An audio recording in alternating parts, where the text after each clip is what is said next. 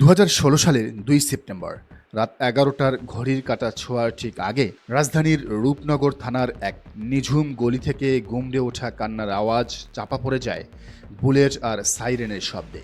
সাবেক সেনা কর্মকর্তা মেজর অবসরপ্রাপ্ত জাহিদুল ইসলামকে দুই হাত পেছনে শক্ত করে বেঁধে বাসার নিচে নামিয়ে আনে রূপনগর থানা পুলিশের একটি বিশেষ দল। ক্ষণিকের মধ্যে গর্জে ওঠে মারণাস্ত্র, আর সেখানেই নিভে যায় একটি প্রতিবাদী এবং সত্য সন্ধানী জীবনের প্রদীপ। কিন্তু জাহিদকে হত্যার পেছনে লুকিয়ে থাকা সত্য কতটা ভয়ঙ্কর ছিল?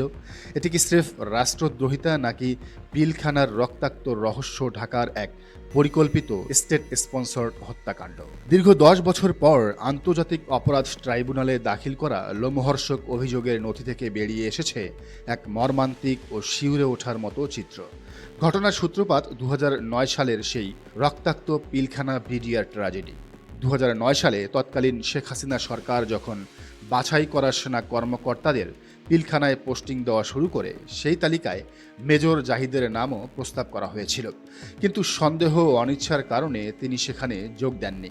তবে পিলখানায় পোস্টিং হয়েছিল জাহিদের ব্যাচমেট এবং ঘনিষ্ঠ বন্ধু শহীদ ক্যাপ্টেন মোহাম্মদ মাজহারুল হায়দারের। পিলখানায় পৈশাচিক হত্যাকাণ্ড যখন চূড়ান্ত রূপ নিচ্ছিল, মৃত্যুর ঠিক আগ মুহূর্তে ক্যাপ্টেন মাজহার রক্তাক্ত পিলখানা থেকে ফোন করেছিলেন মেজর জাহিদকে।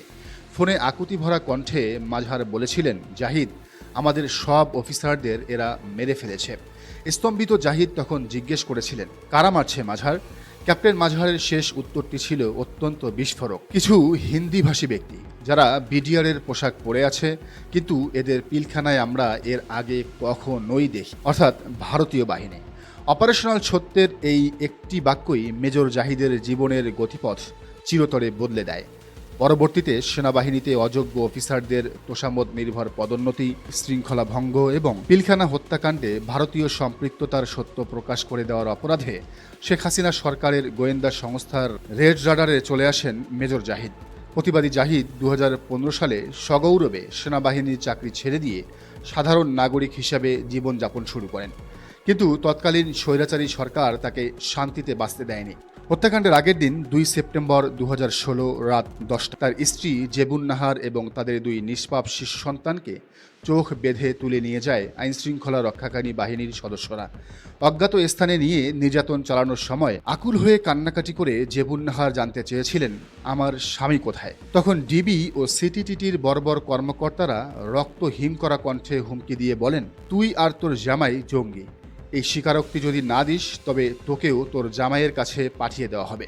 পরক্ষণেই এক পুলিশ কর্মকর্তা নির্মম হেসে বলে ওঠে, তোদের মেজর জাহিদকে আমরা শেষ করে দিয়েছি।